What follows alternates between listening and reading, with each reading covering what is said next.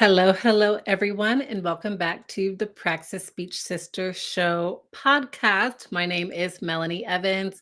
I am a Spanish bilingual speech language pathologist and also certified mindset, abundance, and soul purpose coach, here to help you get over the hurdle of passing the SLP Praxis exam with proven strategies for mastering your mindset and studying for the praxis. So, here on this show, on this podcast, on these lives that I come on every single Tuesday to give you the strategies that I've used myself and also that I use to help my praxis coaching clients get to the finish line so that way y'all can finally create your dream careers as speech language pathologist. So thank you everyone for coming on, and thank you everybody for those joining the replay. Now, today, we are talking about trusting your intuition for SLP praxis success. So, I think that that is one of those most underrated skills in general, as a clinician, and especially when you are taking a test, because the opposite of intuition would be anxiety, overthinking, So, just by a show of hands, who would rather make decisions from their intuition and who would rather make decisions from their anxiety? Right. So I don't know about y'all, but I would definitely love to make more intuitive and decisions. So today I'm going to be talking to you a little bit about tips that I like to tell my praxis preppers who are in my programs on ways that you can make sure that you are making intuitive decisions while you are taking the exam. Let's go. So, the first thing is I just want to give you a quick story on how I learned to pass the SLP Praxis exam and how I started strengthening my intuition. Something just told me in graduate school to start meditating. I don't know what it was. And normally, when people say something told me, that's your intuition, right? Oh, something told me to just pick up this book rather than that book. Something told me to take a different route. Something told me to go to this restaurant, and then you run into a friend who you needed to reconcile with, right? So these things are your intuition. That little voice in your head is your intuition. Now, with that said, it's also very important to make sure that you are understanding the difference between your intuition and your intrusive thoughts. So that's definitely something that I've learned on my own journey. Hello, everyone joining on Instagram Live. That's definitely something that I've learned on my own journey, is to learn my intuition versus intrusive thoughts. So, one just quick tip: your intuition is more loving, gentle, calm, whereas intrusive thoughts spark fear. That's just a side note. So, as a graduate student, I learned meditating really helped me tune into myself, into my inner voice. I lived in Washington, D.C. at the time, so it was very loud all around me. I lived like right in the city in Northeast Washington, D.C., so it was very loud. I was also in graduate school and I was moving around a lot. I was a speech pathology assistant, I was commuting. So, I didn't really have that much downtime to tune into myself and my intuition. But when I did make the time, that's when the changes started happening that made my success on the SLP Praxis exam inevitable the second time I took it. And so now that I am certified as a mindset coach and I've learned specific strategies to not only tap into your intuition, but also reprogram your subconscious mind to make sure that you know and that you believe that your success is inevitable on the SLP Praxis exam, I'm able to give you just some more science-backed tips. Now, um, I always like to say this. I can definitely always get off on a tangent, and I'm not trying to keep y'all here for this long. So, this is a part of a product that was requested. It has not come out yet, but this product will pretty much help you all learn how to pass the SLP Praxis exam using your intuition. It will also come with practice test questions, so that way you can use those tips while you are studying and while you are taking the practice quizzes. It's really cool. And just be on the lookout for that. So, the reason why I also did this, and the other reason why this was brought to my attention was because I had a specific client who came to me and she was just like, I just struggle going with my gut. And that's one of those tips that I like to say from the very beginning. Go with your gut. Figure out what the question is really asking. And those are two skills where intuition is required.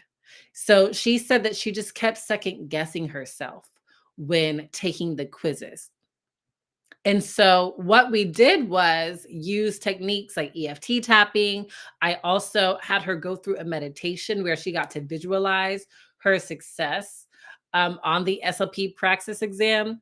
And her score jumped. It was her practice quiz score. She did end up passing the exam, but her score jumped after we did those meditative techniques that helped her slow down. So while we did this, while we were studying, essentially it's best to just be proactive and make sure that you are getting ahead of the game rather than actually taking the test and then starting to overthink your questions. You don't want to get to that point. So, what are some blocks to your intuition? How do you know if your intuition is blocked? Well, we already talked about it. If you find yourself overthinking, that is an intuition block. Ignoring your intuition.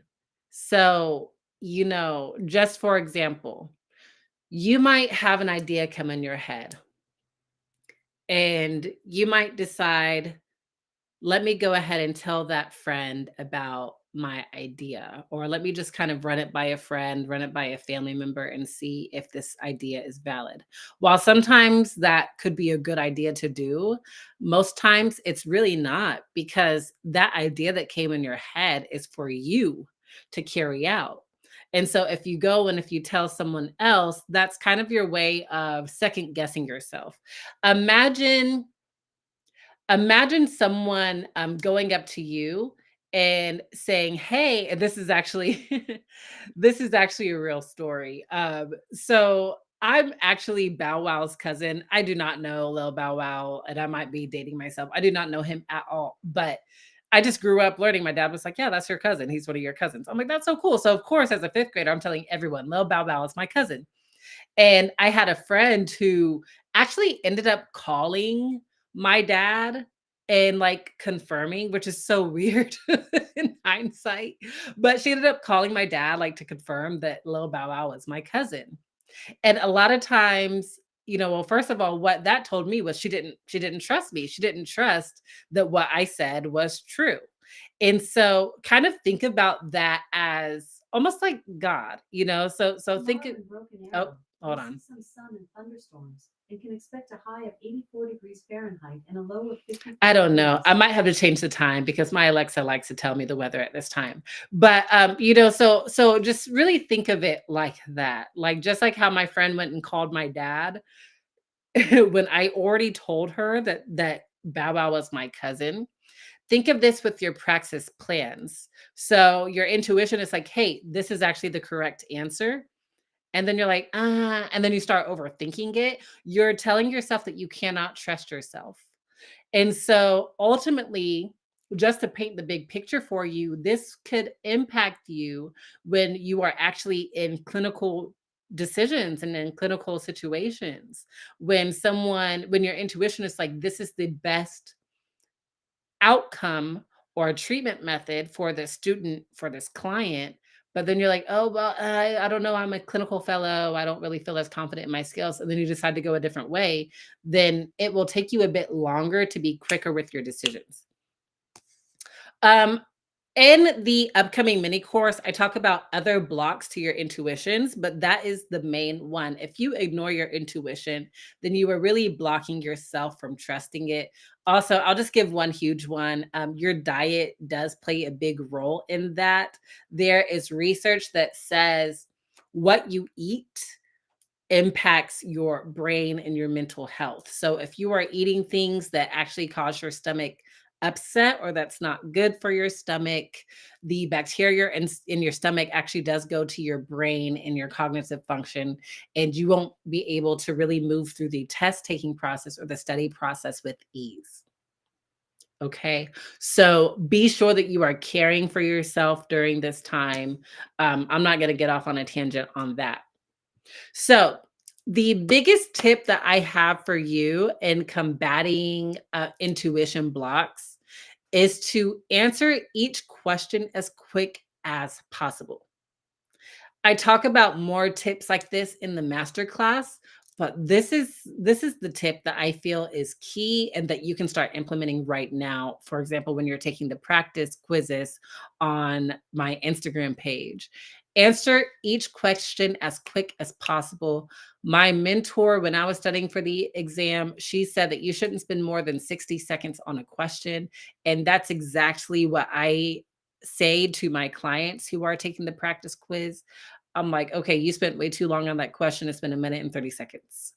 You're overthinking it." So, answer each question as quick as possible. Of course, make sure that you are reading the question thoroughly so that way you can understand what the question is really asking. And then, if you are kind of unsure about it, still answer it, but mark it. And then you can skip it, go on with the rest of the test, and then come back to it.